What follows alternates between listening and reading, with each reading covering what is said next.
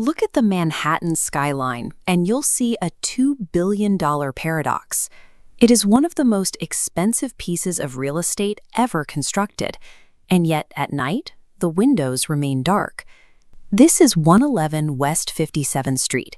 It is officially the thinnest skyscraper in the world, built with a width-to-height ratio of 1 to 24. To visualize that ratio, look at the base. It is exactly 60 feet wide, the length of a Steinway alley. From that narrow footprint, the tower climbs 1,428 feet into the air.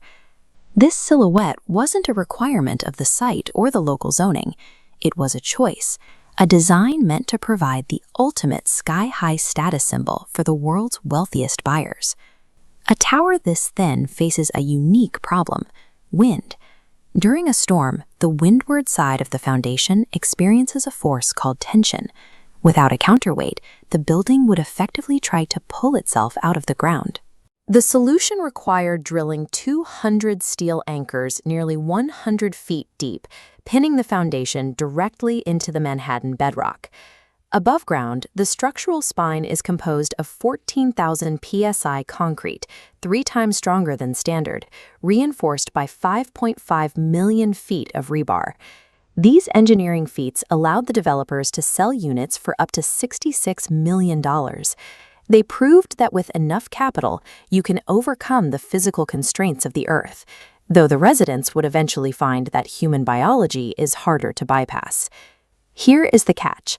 A building with a 1 to 24 ratio cannot be perfectly rigid.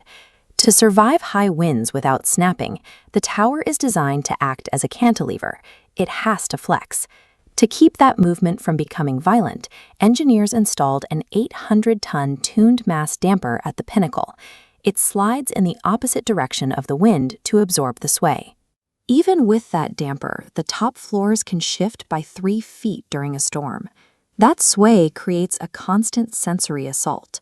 Residents have reported eerie groaning and creaking as the internal walls grind against the structural core. And because the building is a single, narrow shaft, trash dropped down the chute can sound like a bomb going off when it hits the bottom at terminal velocity. The same flexibility that keeps the tower from collapsing under a hurricane makes it a difficult environment for the human nervous system to process. The physical movement of the tower also attacks its mechanical heart. Pumping water 80 stories up requires high pressure, and when the floor plates shift, they can crack the gaskets in the plumbing. The result is catastrophic flooding inside units that cost tens of millions of dollars. Then there are the elevators. In a swaying building, the vertical cables can begin to oscillate. If they swing too wide, they can trigger emergency brakes, trapping passengers mid-air over 1,000 feet above the street. While the engineers fought these physical stresses, the project's finances were under a similar strain. The original investor, Ambase, saw $56 million erased through a strict foreclosure. Eventually, even the developer's own law firm sued him for millions in unpaid fees.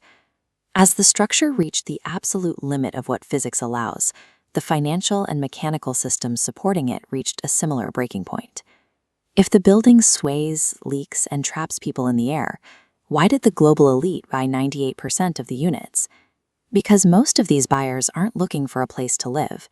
They are purchasing speculative financial instruments, safety deposit boxes in the sky to park their wealth. This is zombie urbanism. It takes the extreme isolation of a detached home, stacked vertically, creating a series of gated estates that are physically disconnected from the city below.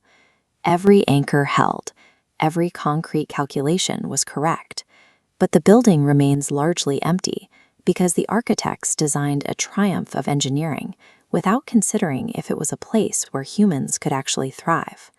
111 West 57th Street stands as a monument to proof of concept over proof of life. It shows us what we can build when money is no object, and what we lose when human comfort is an afterthought.